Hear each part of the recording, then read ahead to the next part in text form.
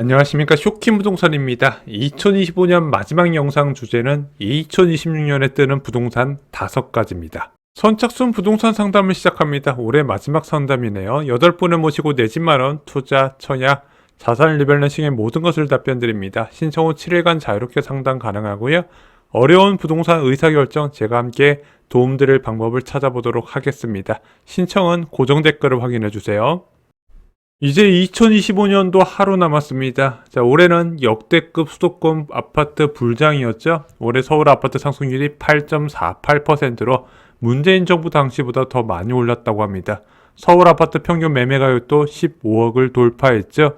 자, 이재명 정부에서는 3번의 부동산 대책을 발표했고, 이재명 정부 이전의 부동산 대책까지 합치면 4번의 부동산 대책이 나왔지만 시장 상승 흐름을 막지는 못했습니다.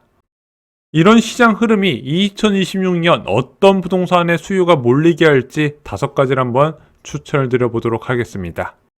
첫 번째는 15억 이하 아파트입니다. 대출 규제에 가장 영향을 적게 받는 가격대죠. 자, 6억까지 현재 대출이 가능합니다. 규제 지역 같은 경우는 LTV 비율이 40%로 줄어들지만 생애 최초 LTV 비율 70%를 적용 가능하면 솔직히 15억 이하 아파트는 규제 지역이든 비규제 지역이든 영향을 덜 받을 수밖에 없습니다. 그래서 2026년은요 15억 이하 아파트가 시장을 주도할 것으로 예상이 돼요. 여기서 거래가 많이 이뤄지면서 15억 이상 아파트 그리고 10억 이하 아파트에도 같이 영향을 동시에 준다는 거죠.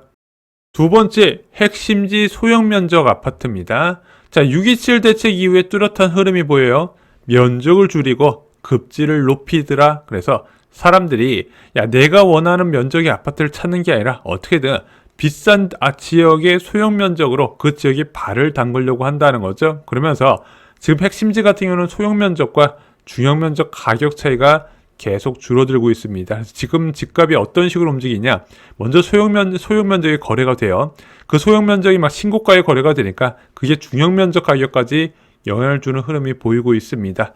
이게 지금 11호 부동산 대책 이후에도 뚜렷하게 이어지고 있는데 내년에도 소형의 강세는 이어질 것이다. 그래서 소형 면적하고 중형 면적하고 갭 차이가 좀 벌어진 단지들이 있거든요. 그런 것을 주목하시는 것을 추천드려요. 세 번째는 재개발입니다.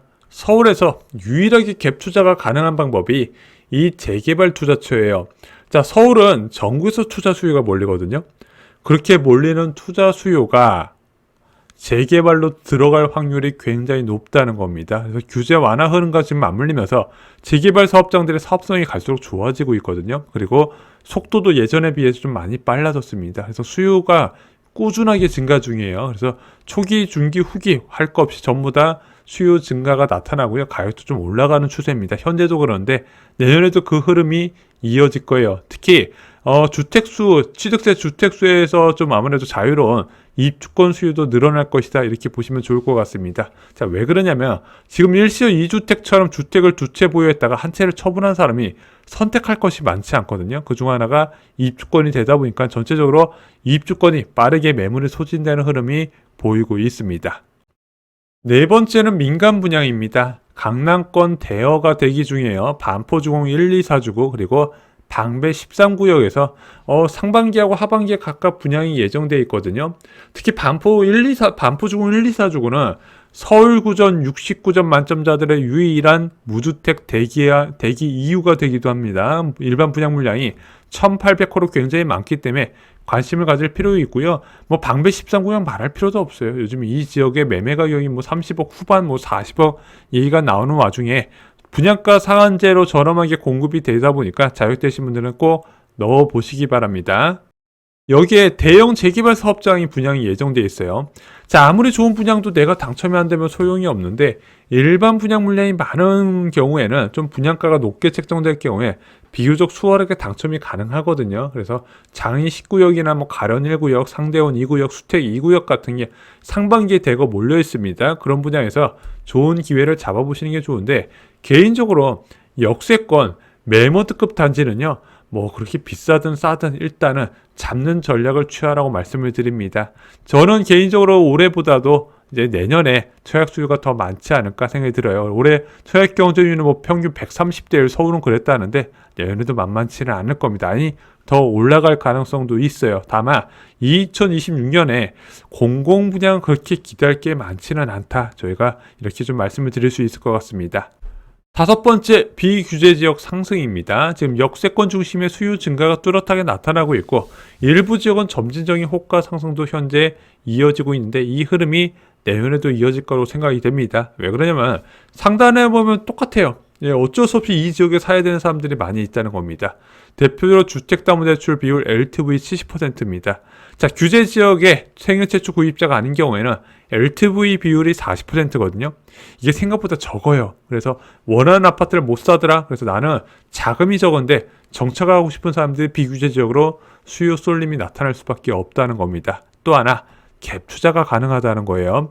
자, 수도권은 전국에서 투자 수요가 몰리는데 서울이 막혔네? 그럼 가능한 데가 어디야 해서 역세권 주변으로 투자 수요가 같이 몰리다 보니까 지금 일부 지역은 전국에서 투자 수요가 몰린다, 이런 이야기가 나오고 있죠. 그래서 비규제 지역 상승 흐름 내년에도 이어지지 않을까 생각이 듭니다. 그래서 2026년에 과연 이 토지거래 허가구역, 투기과열지구 조정대상 지역 3중 규제가 다시 확대될 것이 이제 좀 관건이 될 것 같습니다.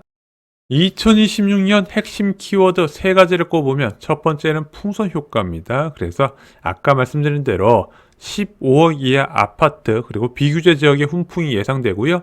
두 번째, 전세시장 불안입니다. 자, 2026년부터 본격적인 입주 물량 급감이 이어집니다. 자, 2025년에 입주 물량이 부족하지 않았어요. 2026년부터 이것이 2년에서 4년까지 이어질 가능성이 있다는 겁니다.